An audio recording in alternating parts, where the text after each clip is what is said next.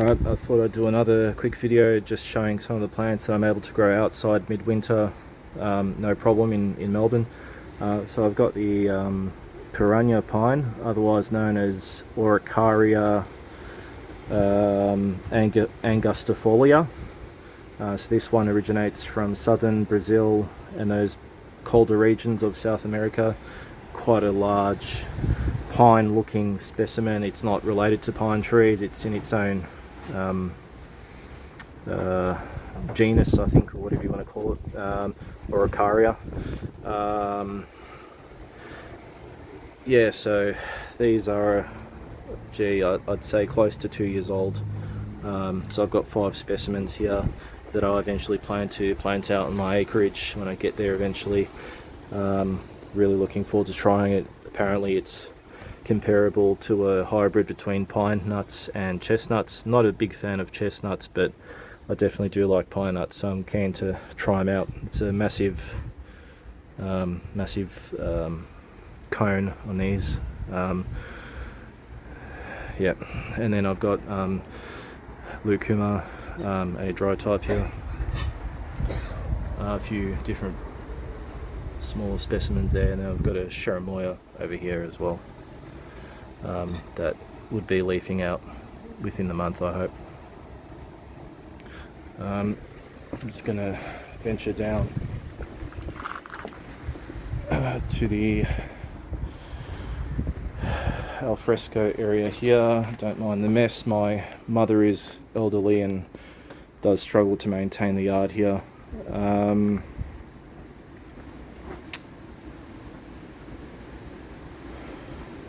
Okay, so yeah, just in the alfresco here, and thought I'd show a few of these other specimens I've got sitting here. So I've recently received a Marcotte Rossapodi. So yeah, that was grown from a mature tree, hoping that flowers sometime in the next couple of years. Also have a Marcotted Cambuca, repotted this past weekend. It's leafing out now and it's actually flowering for the first time, which I don't know if you can see the buds, but there's a few small buds on the main stem there. You can see those little green dots. There we go.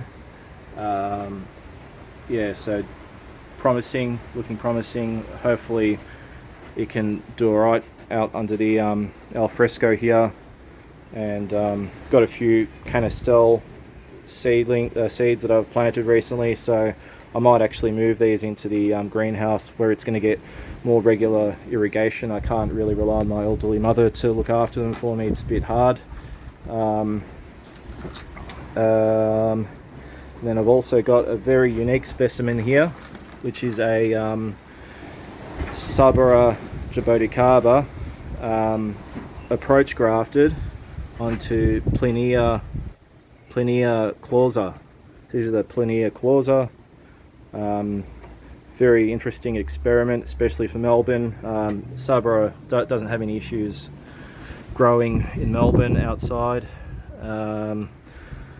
However, I am probably thinking this most likely will have to stay as a greenhouse specimen in a commercial sized greenhouse as it matures. I'm not going to risk planting this out in the open. It's too rare and precious to experiment with it in that way. So yeah, thanks Steve, we'll see how this goes. Couple other specimens here. I've got a grafted Lukuma, which, mate, it is absolutely thriving. No issues whatsoever. Yeah, it's going gangbusters. I did get this from Cyrus in Perth, and I have sent it over. So yeah, it is definitely doing well. It's grafted onto canistel, which, yeah, no signs of any stressor issues so far, but yeah, it's doing really good. Apparently this is the dry variety, so we'll see in due course if that's true or not. Over here I've got a green Sapot that I grew from seed. A bit stressed out from travelling, but I think it'll do just fine. It's starting to leaf out again. This is from a seedling in Mexico, from the town or region of Veracruz. That's where the seller is from. His name is Chuchito. For those who are in the rare fruit groups on Facebook, I'm sure you've heard of this guy before. He did send me half a dozen seeds, but out of that half a dozen that I received, only I think 3 of them were in any decent condition. The other 3 rotted in transit for the 2 weeks or 2.5 weeks that it was transiting from Mexico to the US, then to Perth. And then the 3 remaining seeds, 2 of them did sprout. This is one of them, and the other sprout unfortunately had some weird mutation where the leaf bud didn't form correctly. So this is the lucky last specimen. So hopefully I can get this looked after in a greenhouse as well. Look, green Sapot can do fine outside in Melbourne, but I'm not going to risk it because it's just too precious. To get unique genetics. This particular fruit is more rounded than your normal green Sapot. It's about baseball size, very spherical, and apparently really good eating. So I'm keen to look into that. Mamey Sapot. This is the sole survivor from a bunch of seeds I got from Lara Farms in Florida. This is the Pace variety, the version that he has. Look, and I'm not expecting a miracle where it's going to be, same as the parent, but at least, it can be somewhat similar. That's my best hope. Again, being in transit and going through both the Perth winter and Melbourne winter, it doesn't look, the best, but it will leaf out soon enough.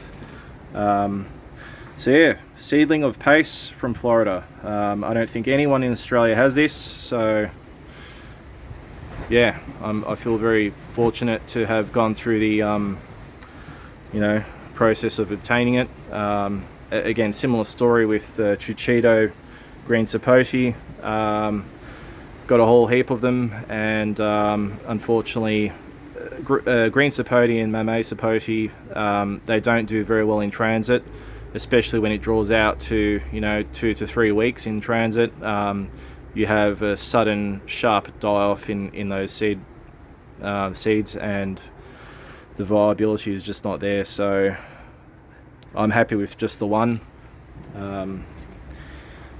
So if I can make it work with one, then I'm happy with that.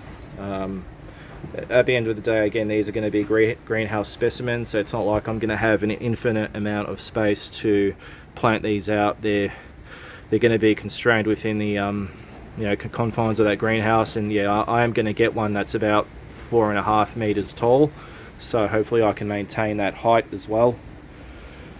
See how it goes over the coming years. I'll keep you posted. Thanks for watching.